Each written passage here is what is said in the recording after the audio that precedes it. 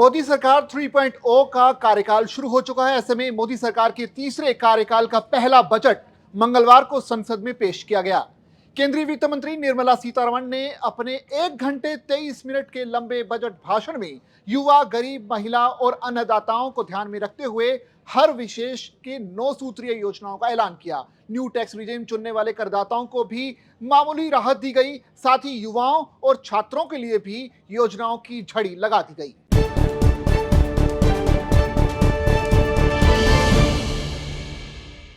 वित्त मंत्री निर्मला सीतारमण ने बजट भाषण में करदाताओं के लिए बड़ी घोषणा कर दी है। निर्मला सीतारमण ने कहा कि न्यू टैक्स रिजाइम में स्टैंडर्ड टैक्स डिडक्शन को 75,000 रुपए कर दिया गया है। पहले स्टैंडर्ड टैक्स डिडक्शन 50,000 रुपए होती थी। वित्त मंत्री निर्मला सीतारमण ने बजट भाषण में करदाताओं के लिए बड़ी घोषणा कर दी है। निर्मला सीतारमण ने कहा कि न्यू टैक्स रिजाइम में स्टैंडर्ड टैक्स डिडक्शन को 75,000 रुपए कर दिया गया है। पहले स्टैंडर्ड टैक्स डिडक्शन 50,000 रुपए थी। आपको बता दें कि ये केवल न्यू टैक्स रिजीम के करदाताओं के लिए है। ओल्ड टैक्स रिजीम के लिए स्टैंडर्ड टैक्स डिडक्शन में कोई बदलाव नहीं किया गया है। वित्त मंत्री ने बताया कि न्यू टैक्स स्लैब में बदलाव किया गया है और पुरानी कर व्यवस्था में कोई बदलाव नहीं हुआ है। अब नई कर व्यवस्था में 3 लाख रुपए तक के सालाना इनकम पर कोई टैक्स नहीं लगेगा। वहीं 3 से 7 लाख रुपए के सालाना इनकम पर 5% का टैक्स देना होगा। 7 से 10 लाख रुपए पर 10% और 10 से 12 लाख रुपए के सालाना इनकम पर 15% का टैक्स लगेगा। इसी तरह 12 से 15 लाख रुपए के एनुअल इनकम पर 20% और 15 लाख से ज्यादा की इनकम पर 30% का टैक्स लगेगा। बजट में किसानों का खास ध्यान रखा गया है।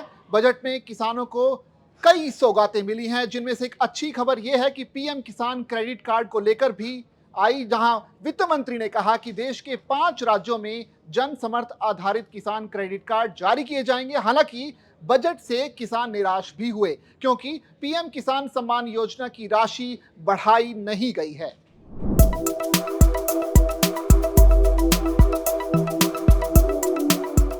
बजट में मोदी सरकार ने किसानों को बड़ा झटका दिया।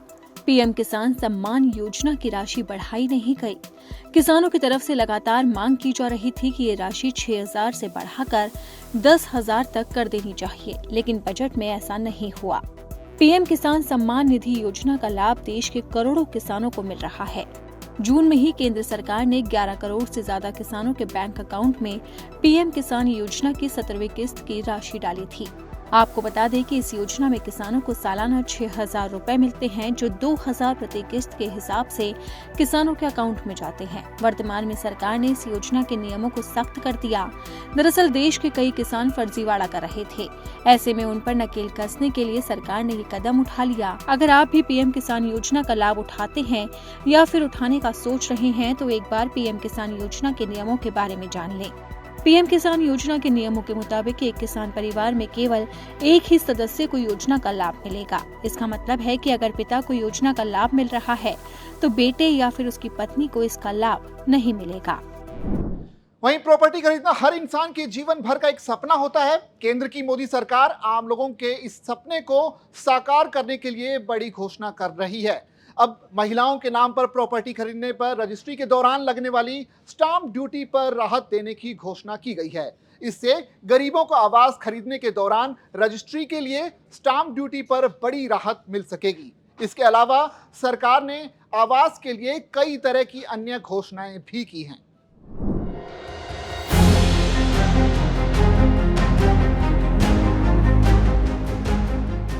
प्रॉपर्टी खरीदना हर इंसान के जीवन भर का सपना होता है। केंद्र की मोदी सरकार ने आम लोगों के इस सपने को साकार करने के लिए बड़ी घोषणा की है। अब महिलाओं के नाम पर प्रॉपर्टी खरीदने पर रजिस्ट्री के दौरान लगने वाली स्टाम्प ड्यूटी पर राहत देने की घोषणा की गई है। इससे गरीबों को आवास खरीदने के दौरान रजिस्ट्री के लिए स्टाम्प ड्यूटी पर बड़ी राहत मिल सकेगी। इसके अलावा सरकार ने आवास के लिए कई तरह की अन्य घोषणाएं भी की हैं। बजट 2024 पेश करने के दौरान वित्त मंत्री निर्मला सीतारमण ने कहा कि प्रधानमंत्री आवास योजना के तहत 3 करोड़ घर गांव और शहरों में बनाए जाएंगे। इसके अलावा वित्त मंत्री ने अगले 5 वर्षों में शहरी आवास के लिए 2.2 लाख करोड़ रुपए की केंद्रीय सहायता का प्रस्ताव रखा है। वित्त मंत्री ने ये भी कहा है कि पीएम सूर्य घर मुफ्त बिजली योजना को उल्लेखनीय प्रतिक्रिया मिली है और 1.8 करोड़ लोगों ने इसके तहत पंजीकरण कराया है। शहरों में काम करने वाले कामगारों को रेंट का बोझ कम करने के लिए वित्त मंत्री ने बड़े ऐलान किए हैं। वित्त मंत्री निर्मला सीतारमण ने बजट भाषण में कहा कि सरकार शहरों में रेंटल हाउसिंग डेवलप करेगी। ये हाउसिंग स्कीम बड़ी कंपनियों और कारखानों के आसपास बनाए जाएंगे। इससे फैक्ट्री में काम करने वाले कामगारों को सस्ते रेंट पर मकान मिल पाएगा। ये हाउसिंग पीपीपी मोड में बनाया जाएगा। बता दें कि वित्त मंत्री निर्मला सीतारमण इस बार भी पिछले वर्ष की तरह चालू वित्त वर्ष 2024-25 के बजट को पेपरलेस फॉर्मेट में पेश कर रही हैं। इस दौरान वित्त मंत्री ने मैजेंटा बॉर्डर वाली क्रीम रंग की रेशम की साड़ी पहनी हुई है।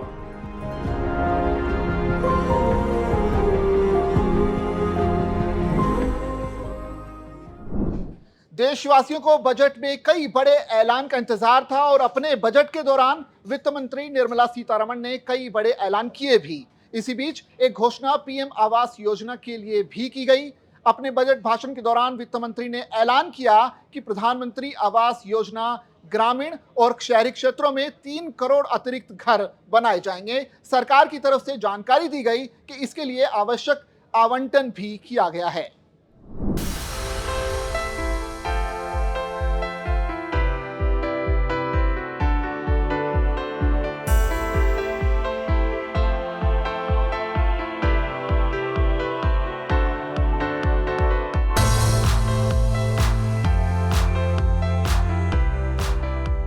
देशवासियों को बजट में कई बड़े ऐलान का इंतजार था और अपने बजट के दौरान वित्त मंत्री निर्मला सीतारमण ने कई बड़े ऐलान किए भी। इसी बीच एक घोषणा पीएम आवास योजना के लिए भी की गई।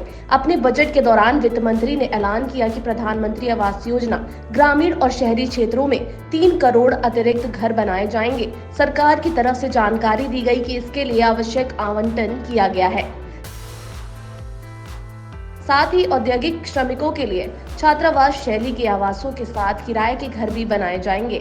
इसे सार्वजनिक निजी भागीदारी के माध्यम से पूरा किया जाएगा। किन्हें मिलेगा लाभ?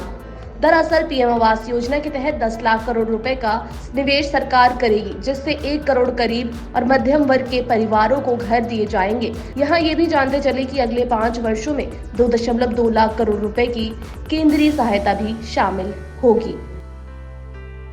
दरअसल पीएम आवास योजना को भारत सरकार चलाती है और इस योजना के तहत उन लोगों को लाभ मिलता है जिनके पास कच्चे मकान होते हैं और जो लोग गरीब वर्ग से आते हैं। किन्हें मिलता है योजना का लाभ? अगर आपके पास पक्का मकान नहीं है, अगर आप बीपीएल कार्ड धारक हैं, अगर आपकी आय निम्न आय है, आपके पास आवासीय इकाई नहीं है आदि, इन लोगों को योजना का नहीं मिलेगा लाभ। जो लोग टैक्स भरते हैं, जो किसी कंपनी के मालिक हैं, जिनकी सरकारी नौकरी है या परिवार में किसी सदस्य की सरकारी नौकरी है, जिसका पहले से शहरी या ग्रामीण इलाके में पक्का मकान हो, जिनकी सालाना आय तय लिमिट से ज्यादा हो। संसद में देश की वित्त मंत्री निर्मला सीतारमण ने बजट पेश किया। ये उनका 7वां बजट था। बजट पेश करते हुए उन्होंने कई बड़ी घोषणाएं की। आइए हम आपको बताते हैं कि वित्त मंत्री निर्मला सीतारमण के बजट 2024 की 10 बड़ी घोषणाएं।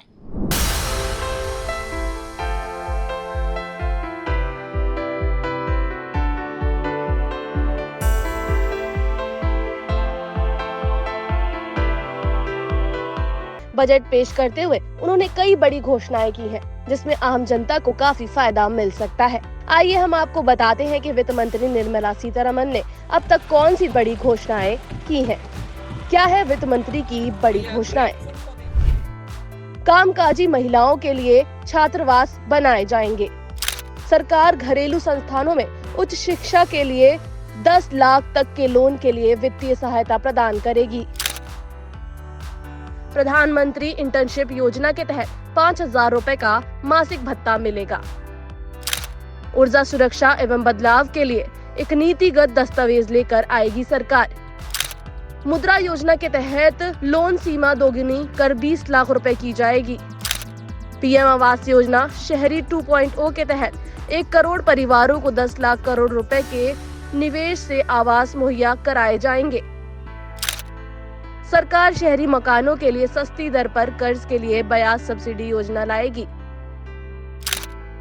सरकार आंध्र प्रदेश की राजधानी के विकास के लिए चालू वित्त वर्ष और भविष्य के वर्षों में 15,000 करोड़ रुपए की व्यवस्था करेगी। निजी क्षेत्र द्वारा बुनियादी ढांचों में निजी निवेश को व्यवहार्यता, अंतर फंडिंग और सक्षम नीतियों के माध्यम से बढ़ावा दिया जाएगा। केंद्र सरकार 100 शहरों में निवेश के लिए तैयार औद्योगिक पार्कों को भी बढ़ावा देगी। पहली नौकरी पर ईपीएफओ खाते में 15,000। रोजगार के लिए 5 नई योजनाएं। कस्टम ड्यूटी में कटौती का ऐलान।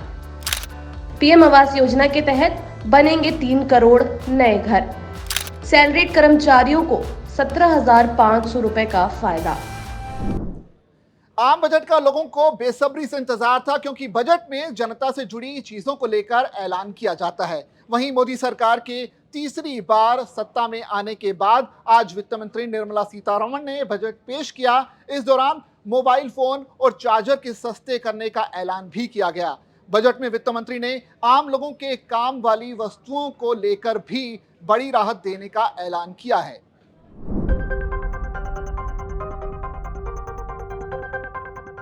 वित्त मंत्री निर्मला सीतारमण ने वित्त वर्ष 2024-25 के लिए केंद्रीय बजट पेश कर दिया। इसमें उन्होंने कई बड़े ऐलान किए, जिनसे चीजों के दाम कम या बढ़ सकते हैं। तो आइए जानते हैं कि बजट में कौन सी चीजें सस्ती हुई है और कौन सी चीजें महंगी हुई है। वित्त मंत्री निर्मला सीतारमण ने ऐलान किया कि मेडिकल में कैंसर से जुड़ी दवाएं, उपकरणों पर कस्टम ड्यूटी घटाई जाएगी। इसी के साथ ही सोने और चांदी पर कस्टम ड्यूटी घटाकर 6% कर दी गई। सोने और चांदी से बनने वाले गहने अब सस्ते हो जाएंगे। मोबाइल फोन, मोबाइल चार्जर, बिजली के तार, एक्सरे मशीन और सोलर सेट्स पर भी टैक्स कम किया गया है। चमड़े से बनी वस्तुओं के साथ झींगा मछली के दाम में भी कमी आएगी। वहीं अब आपको बताते हैं कि बजट में क्या चीजें महंगी हो गई। कुछ टेलीकॉम इक्विपमेंट्स पर बेसिक कस्टम ड्यूटी को बढ़ा दिया गया। ये 10% से बढ़ाकर 15% कर दी गई। सरकार ने प्लास्टिक प्रोडक्ट पर भी कस्टम ड्यूटी बढ़ा दी। प्लास्टिक से बनी चीजों के दाम भी अब बजट के बाद बढ़ सकते हैं। वहीं सोलर ग्लास पर भी टैक्स बढ़ा दिया गया है, यानी कि सोलर सिस्टम लगवाना अब लोगों के लिए महंगा हो सकता है।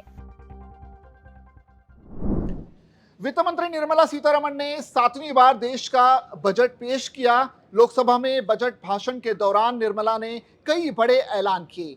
मोदी सरकार ने बिहार और आंध्र प्रदेश के लिए आर्थिक राहत देने का ऐलान किया है। वित्त मंत्री निर्मला सीतारमण ने 7वीं बार देश का बजट पेश किया। लोकसभा में बजट भाषण के दौरान निर्मला ने कई बड़े ऐलान किए। मोदी सरकार ने बिहार और आंध्र प्रदेश के लिए आर्थिक राहत देने का ऐलान किया। वित्त मंत्री ने बिहार को बड़ी सौगात दी है। उन्होंने कहा कि बिहार में सड़क, बिजली और रेल मार्ग का जाल बिछाया जाएगा। इसके अलावा बिहार में नए मेडिकल कॉलेज और एयरपोर्ट को बनाने का भी ऐलान किया गया है। साथ ही वैशाली बोधगया एक्सप्रेसवे, पटना पूर्णिया एक्सप्रेसवे को ग्रीन सिग्नल मिल गया है। इसके अलावा केंद्र सरकार गंगा पर 2 नए पुल भी बनाएगी। वित्त मंत्री ने कहा कि विकास कार्यों के लिए बिहार में 26,000 करोड़ रुपए दिए जाएंगे। इसके अलावा बिहार में बाढ़ आपदा के लिए 11,500 करोड़ की वित्तीय सहायता का भी ऐलान किया गया है। Vishnupad temple at Gaya and Mahabodhi temple at Bodh Gaya in Bihar are of immense spiritual significance. Comprehensive development of Vishnupad temple corridor and Mahabodhi temple corridor will be supported, modeled on the successful Kashi Vishwanath temple corridor to transform them into world-class pilgrim and tourist destinations. Rajgir holds immense religious significance for Hindus, Buddhists and Jains. The 20th Tirthankara Muniswarata temple in the Jain temple complex is ancient. The Saptarishi or the 7 hot springs form a warm water Brahmkund that is sacred. A comprehensive development initiative for Rajgir will be undertaken. our government will support the development of Nalanda as a tourist center, besides reviving Nalanda University to its glorious stature. इसके अलावा केंद्र सरकार ने आंध्र प्रदेश को भी तोहफा दिया है। वित्त मंत्री ने कहा कि पुनर्गठन के वक्त किए गए सारे वादे पूरे किए जाएंगे। आंध्र प्रदेश के लिए लगभग 15,000 करोड़ का पैकेज दिया जाएगा। आंध्र प्रदेश पुनर्गठन अधिनियम में निर्मला सीतारमण ने राज्य की पूंजी की आवश्यकता को स्वीकार किया है। Andhra Pradesh Reorganization Act. Our government has made concerted efforts to fulfill the commitments in Andhra Pradesh Reorganization Act.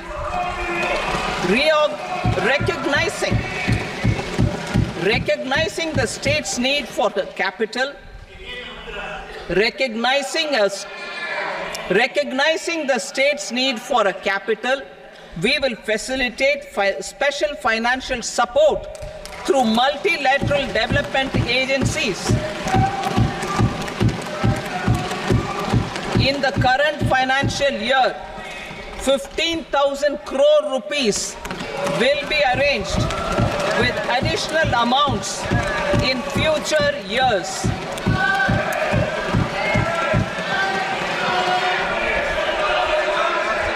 Our government is fully committed to financing and early completion of the Polavaram irrigation project, which is the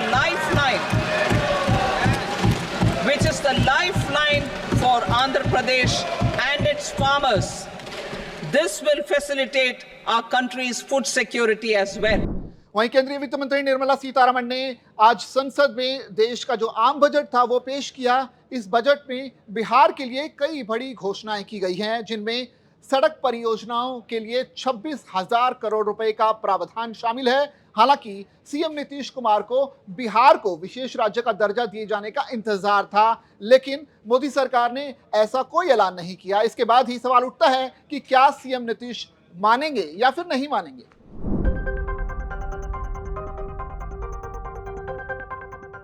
वित्त मंत्री निर्मला सीतारमण ने 7वीं बार देश का budget पेश किया। लोकसभा में budget भाषण के दौरान निर्मला सीतारमण ने कई बड़े ऐलान किए, लेकिन जिस ऐलान का बिहार के सीएम नीतीश कुमार को बेसब्री से इंतजार था, वो वित्त मंत्री ने नहीं किया।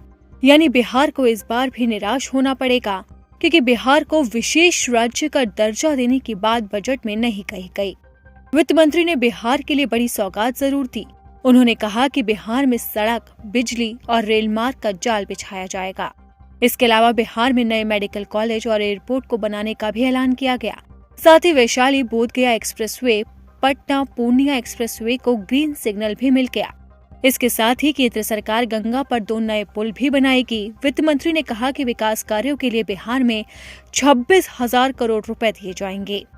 आज उनके मुंह पर ये करारा तमाचा केंद्र सरकार ने दिया है और उनका हवा निकल गया है आज, और आज उनको मुंह दिखाने के लायक वो नहीं है जिस तरह से वो हल्ला कर रहे थे।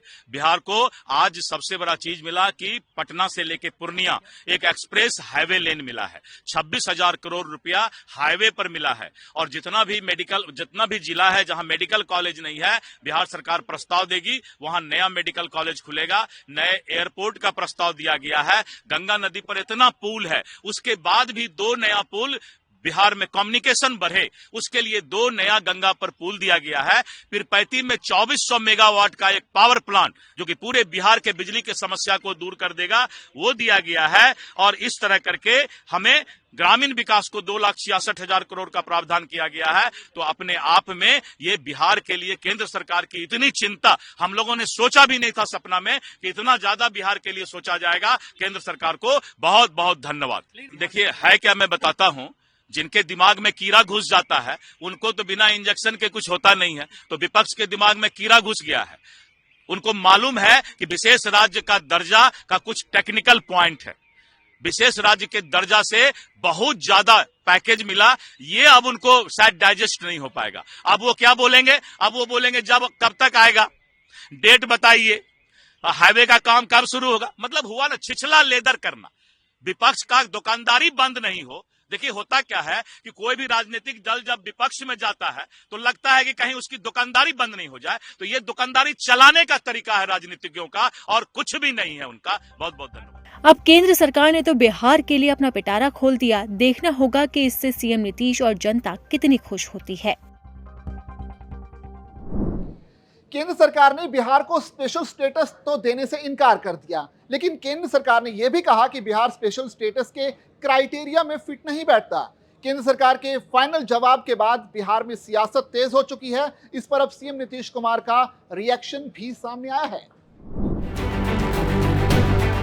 केंद्र सरकार ने बिहार को स्पेशल स्टेटस देने से इनकार कर दिया है। केंद्र सरकार ने कहा कि बिहार स्पेशल स्टेटस के क्राइटेरिया में फिट नहीं बैठता। केंद्र सरकार के फाइनल जवाब के बाद बिहार में सियासत तेज है। इस पर अब सीएम नीतीश कुमार का रिएक्शन आया है। बिहार के मुख्यमंत्री नीतीश कुमार ने राज्य को विशेष राज्य का दर्जा देने से केंद्र के इनकार पर मंगलवार को प्रतिक्रिया व्यक्त की। बिहार विधानसभा में पत्रकारों के कई सवालों के जवाब में सीएम नीतीश कुमार ने कहा कि सब कुछ धीरे धीरे जान जाइएगा। नीतीश कुमार मुस्कुराते हुए भी नजर आए। इसके बाद सदन के अंदर चले गए। सर बिहार को विशेष राज्य का दर्जा नहीं मिला सर। विशेष राज्य का दर्जा नहीं मिला। क्या कहेंगे सर? विशेष राज्य का दर्जा नहीं मिला, कह रहे हैं कि नहीं मिला। आप लोगों की मांग थी सर, बहुत दिनों से मांग थी सर आप लोगों की सर। मुख्यमंत्री जी बता दें कि जेडीयू ने राष्ट्रीय कार्यकारिणी की बैठक में विशेष दर्जे की मांग उठाते हुए एक प्रस्ताव पारित किया था। वहीं राज्य में विपक्षी नेताओं को लगता है कि बिहार को धोखा दिया गया है। नीतीश कुमार के कट्टर प्रतिद्वंदी और आरजेडी अध्यक्ष लालू यादव का मानना है कि जेडीयू सुप्रीमो को इस्तीफा दे देना चाहिए।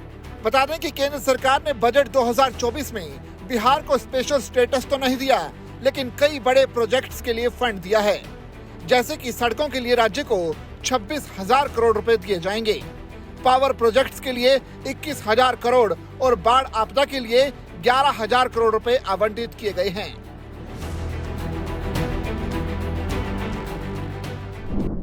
तो ये तो था पूरे बजट का हाल। आपको कैसा लगा ये पूरा प्रोग्राम, आप जो है कमेंट करके जरूर बताएं। अगर आपने इस चैनल को सब्सक्राइब नहीं किया तो इसे तुरंत सब्सक्राइब कीजिए और इसी तरह की और वीडियोस के लिए देखते रहिए दैनिक जागरण। नमस्कार।